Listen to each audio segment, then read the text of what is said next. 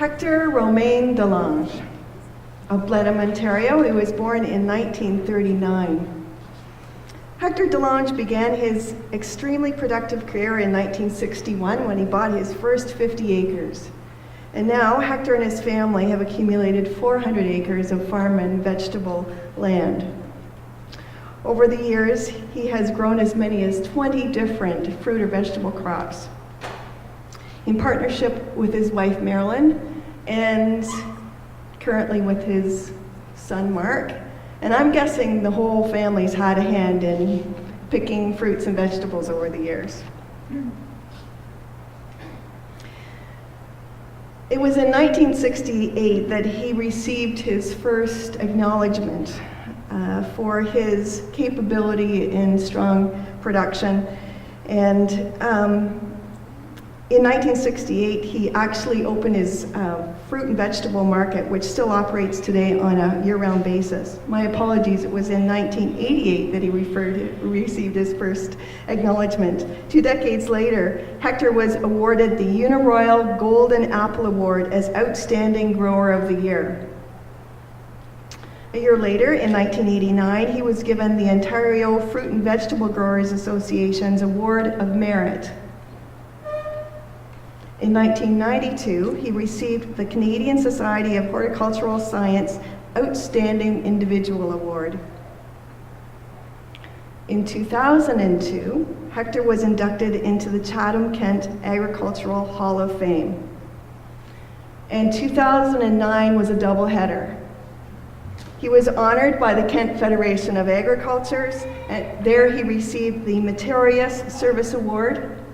And in that same year, 2009, he received Ontario Fruit and Vegetable Growers Lifetime Achievement Award. That's a pretty long list of acknowledgements. And that just doesn't happen by accident. Hector's vision and leadership over a number of years has been recognized in particular in 3 areas. Not surprisingly, when you hear awards like Outstanding Grower, it's not surprising that Hector has had an interest in the science and technology behind growing quality fruits and vegetables. He served as the president of the Western Ontario Fruit Testing Association for 16 years. And he served 2 years in the following capacities. He was president of the Ontario Fruit and Vegetable Growers Association. He was president of the Canadian Horticultural Council, and he was chair of the Ontario Pesticide Education Program for 2 years. He was also chair of the Canadian Agricultural Research Council. Now, I listed a couple of 2-year stints, but we all know that you don't just parachute in as president for 2 years and leave. Typically, there's a lot of years of dedication that leads up to becoming president or chair of an organization. So I talked about Hector's interest in science and technology. The other area where he provided a lot of outstanding leadership was in the whole farm worker area. Hector was key in the development of the Temporary Foreign Workers Program in the 1960s, which brought workers from Jamaica and later Mexico into Ontario under the Seasonal Agricultural Workers Program. As chair of the labor section of OAHF and VGA, he was responsible for the development of FARMS. Now, FARMS in this case stands for Foreign Agricultural Resources Management Services, which represents a range of horticultural commodity organizations and coordinates the processing of requests for foreign seasonal agricultural workers. As chair of FARMS, Hector negotiated all aspects of the Seasonal Agricultural Workers Program contracts, except for wages. And he did that on behalf of the federal government. He then became chair of CanAg Travel, which arranges the international travel of seasonal agricultural workers. Hector was also one of the driving forces behind the development of the Labor Issues Coordinating Committee, LICC, in 1991. And through this organization, he was successful in convincing the government that the seasonal and perishable nature of farming warranted its continued exclusion from the Labor Relations Act. Now, you might appreciate that the United Food and Commercial Workers International Union took issue sometimes with the way things were done. And so they took that fact that there had been an exemption and they took it to the Supreme Court. Hector Delanghe received intervener status to represent farm employer perspectives when that hearing first went forward. Ultimately, the Agricultural Employees Protection Act was created in 2002.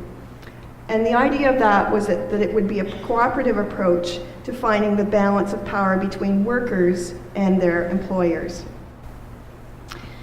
As chair of the Labor Issues Coordinating Committee, Hector went on to represent employers' perspectives in a number of high-profile cases involving the union, United Food and Commercial Workers.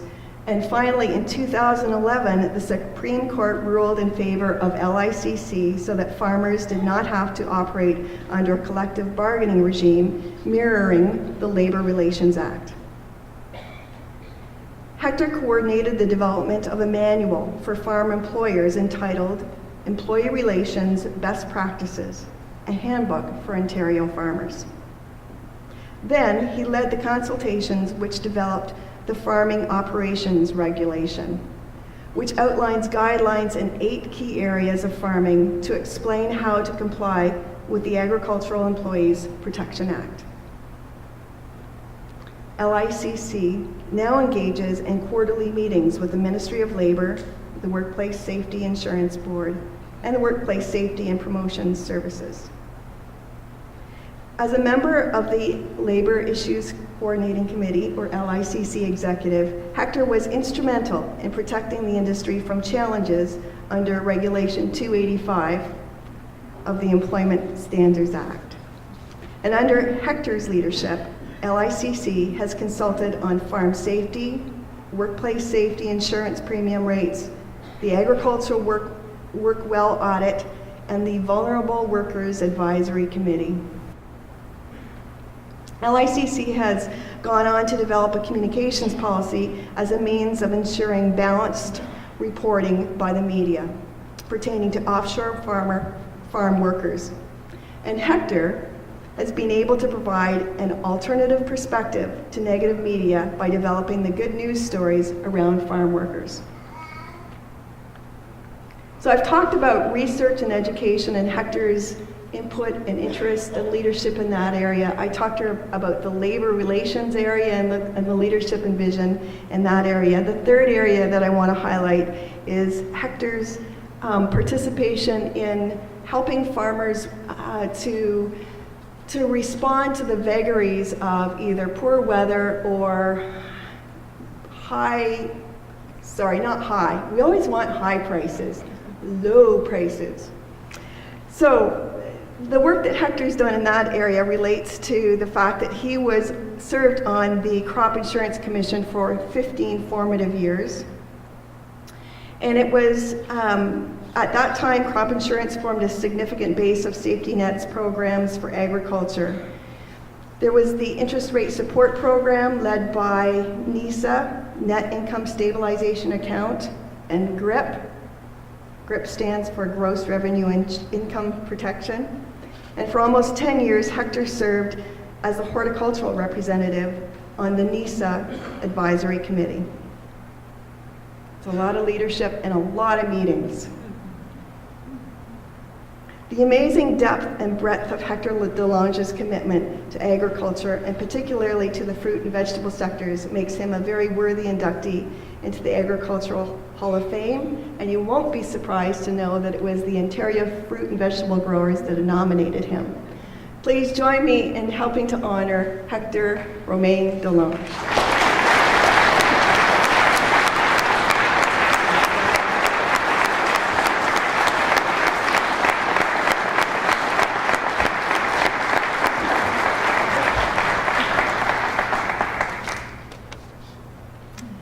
And could Hector's family who supported him all these years as he's been away at meetings. Please stand and be recognized.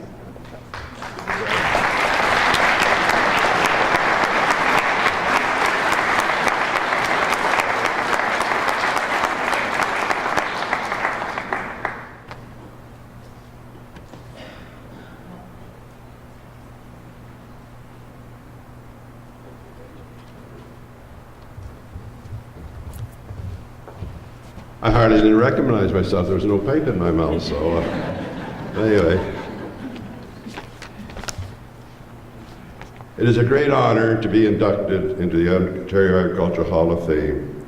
And I would like to congratulate Art Bennett and the past John James, because to share that with him is a great honor. I would like to thank the Ontario Fruit and Vegetable Growers for nominating me, for sponsoring me. Thank you. You do not receive awards like this alone. In my 60 years of farming, I've met some great people, and I'm not afraid to mention them. Gary Cooper, Jim Hughes, Harold Ardell, Ken Forth, Henry Neufeld, Ken Porteous, Rusty Smith, the late Jerry Long. A lot of us remember, I've seen his picture here this afternoon. Also, there have been many reliable workers, Jamaicans and local people, to get the work done while I was away. And as you could hear, I was away quite a bit. Our family. Marilyn and I were blessed with 3 children. Heather is a school teacher in Bothwell, and by the way, did a lot of our spraying while she was still home, going to high school, when Dad was on the road.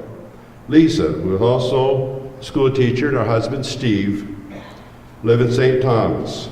They have 2 very athletic sons, our grandsons Scott and Zach. Lisa enjoyed running our farm market, packing line, as well as playing volleyball all over the country. Mark is following his dad's footsteps, which makes me feel proud. It's nice to see the next generation take over, as I did from my dad. I gotta make sure I get the right wife here. And Mark's wife, Barb, I got that right. And Mark's wife, Barb, has now joined our company, and she's doing our books, which was a job that Marilyn did for so many years. And with a farm like ours and so many crops and so many issues, it's one of the most important parts of our farming operation. So what can I say? I've enjoyed my life to the fullest so far. It's a great country to live in if you want to work, and aren't afraid to speak up when you think things should be changed or done in a different manner. For 52 years, I've had the love and support from Marilyn. I know without her, we couldn't have accomplished what we did. Thank you, dear. And by the way, yes, dear.